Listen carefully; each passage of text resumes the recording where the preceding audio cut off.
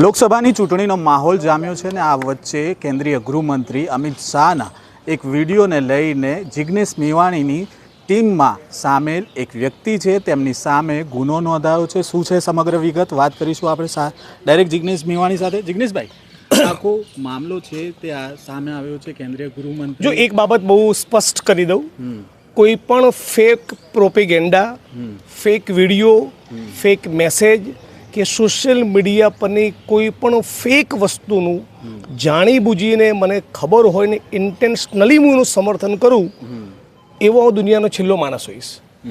હું આ તમામ પ્રકારની ફેક વસ્તુની વિરુદ્ધમાં છું। પણ અત્યારે બન્યું છે શું, સોશિયલ મીડિયાનો વ્યાપ છેલ્લા 5-10 વર્ષમાં જે પ્રમાણે વધ્યો, Facebook, Twitter, Instagram, TikTok, YouTube અને અનેક પ્રકારના વિડીયો સર્ક્યુલેશનમાં હોય, એવું બની જ ના શકે કે દેશમાં દર ત્રીજો વ્યક્તિ એવો હશે જેણે ઇન્ટેન્શનલી નહીં પણ અનઇન્ટેન્શનલી કંઈક ને કંઈક સોશિયલ મીડિયામાં સર્ક્યુલેટ કર્યું હશે। જાણી બૂજીને બદ આશયથી, મલિન ભાવનાથી, કોઈને બદનામ કરવાના ઇન્ટેન્શનથી આવું કૃત્ય થયેલું હોય એ એક વસ્તુ છે। સતીશભાઈના કેસમાં પ્રથમ દર્શની રીતે શું જણાય છે કે ભાઈ સોશિયલ મીડિયામાંથી રમતો રમતો એમની જો કોઈ વિડીયો આવ્યો, એમણે ફેસબુકના પેજ ઉપર મૂકી દીધો। હકીકત તો એ છે કે આરએસએસ અને ભારતીય જનતા પાર્ટી એ કરોડો રૂપિયાનું ઇન્વેસ્ટમેન્ટ કરીને, કોર્પોરેટ ફંડિંગ મેળવીને આખું એક જાયન્ટ બિલ્ડિંગ નોઈડામાં છે એમનું, આ આખી આઈટીની ટીમ એમની બેઠી છે અને લગભગ દરરોજ એ ફેક પ્રોપેગેન્ડા માટે ફેક વિડીયો સર્ક્યુલેટ કરે છે।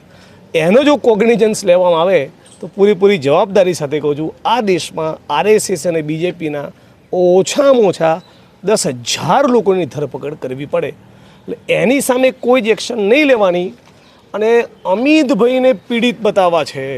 અમિત શાહની સામે પેલા ભાઈ આમ કરી દીધું, રેવંત રેડ્ડી આમ કરી દીધું, જિગ્નેશ મેવાણીના પીએ ઝડપાયા, આવું એક ચિત્ર ઊભું કરવા માટે જ્યારે અત્યારે બેરોજગારી અને મોંઘવારીની ચરમસીમા પર છે, એની સામેની એક સ્પષ્ટ નારાજગી સવિશેષ ઉત્તર ગુજરાત અને સૌરાષ્ટ્રમાં દેખાઈ રહી છે, ત્યારે બનાસકાંઠા અને પાટણમાં મારી ટીમનો સાથી કામ ના કરી શકે એવું કદાચ આની પાછળનું ઇન્ટેન્શન હોઈ શકે છે।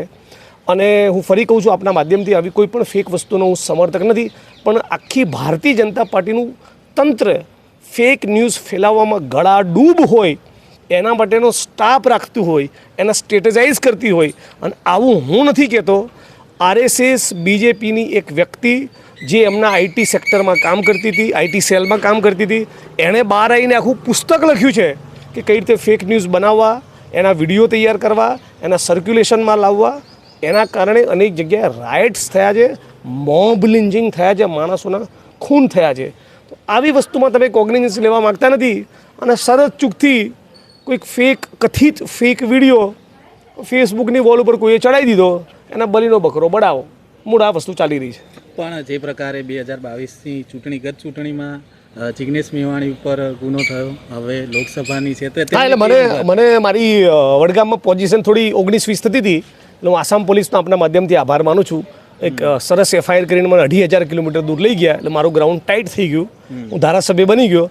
ભાઈ સતીશ વણસોલા અત્યારે સામાન્ય કાર્યકર છે, હવે તો એને જિલ્લા પંચાયતની ટિકિટ મળે એના માટેનો પૂરો પ્રયત્ન કરીશ, હવે એને નેતા બનાવીશ।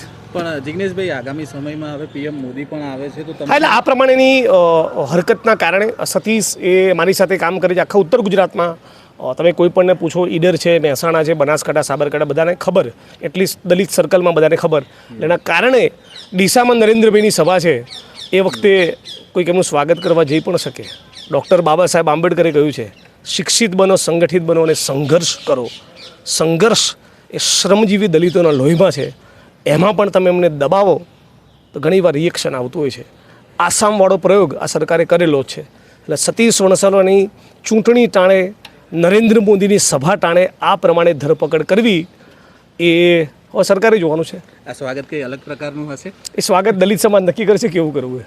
જી બિલકુલ, જે પ્રકારે જિગ્નેશ મેવાણીએ જણાવ્યું કે અત્યારે જે ધરપકડ કરવામાં આવી છે તેને લઈને આગામી પીએમ મોદી જ્યારે બનાસકાંઠામાં આવશે ત્યારે દલિત સમાજ દ્વારા પીએમ મોદીનું સ્વાગત પણ કરવામાં આવશે। હવે જોવાનું રહ્યું કે આગામી દિવસમાં કઈ પ્રકારનું રાજકારણ છે તે ગરમાય છે। કેમેરામેન રાજેશ સાથે જયંત દાફડા, અમદાવાદ।